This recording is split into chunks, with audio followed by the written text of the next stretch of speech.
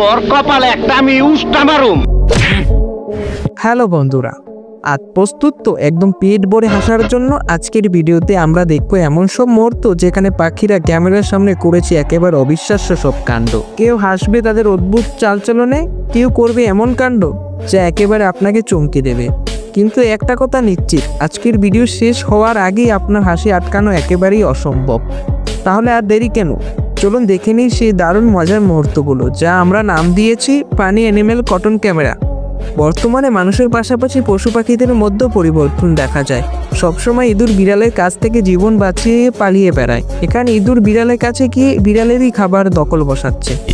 এই তোরে তো দাওয়াত দেই নাই, তুই আইসা গেছিস, তোর রক্ত দাসকে আমি হোলি খেলুম। কিছু পশু পাখি আছে যারা অপরকে উস্কানিমূলক আচরণ দেখিয়ে মজা নিয়ে থাকে। সেই রকমই এখানে একটি টিয়া পাখি চুপচাপ বসেছিল। তখন অপর একটি টিয়া পাখি তার কাছে গিয়ে একটি কিক মেরে বসে। কিক মেরে সে দূরে চলে যায়। এখানে এই লামা মহিলাটির সাথে করলো কি দেখুন। এরকম একটি পাখি থাকলে আর কি লাগে।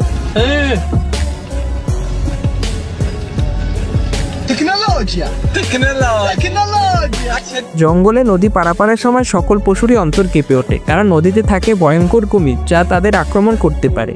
এখানে জিরাফ হয়তো বেঁচে থাকার হালই ছেড়ে দিয়েছিল, তাই তো কুমিরকে দেখতে পাওয়া সত্ত্বেও কুমিরের উপর পা দিয়ে পার হয়ে যায়। মাথার মধ্যে রক্ত টকবক করে ফুটতাছে, তরে কইতাছে পথ ছাইরা খারা, নইলে কইলাম একটা অঘটন ঘটে যাইব। নিজ এলাকায় অন্য কেউ এলে সব প্রাণীরই মাথা গরম হয়ে যায়।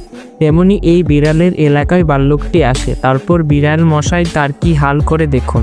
এই তোরে তো দাওয়াত দেই নাই, তুই আইসা গেছিস, তোর রক্ত দাসকে আমি হোলি খেলুম। এখানে মেঝে পিচ্ছিল থাকার কারণে গিরগিটি পালাতে পারছিল না, সে বারবার দৌড়াতে গিয়েও আটকে যাচ্ছিল।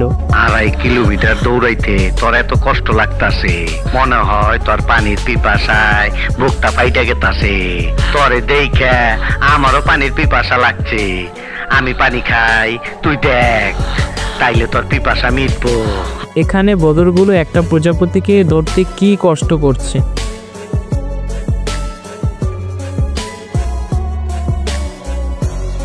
আজকে এই পর্যন্ত। যদি ভিডিওটি ভালো লাগে তাহলে লাইক ও সাবস্ক্রাইব করে পাশে থাকবেন। দেখা হবে পরবর্তী ভিডিওতে, সে পর্যন্ত ভালো থাকবেন। ধন্যবাদ।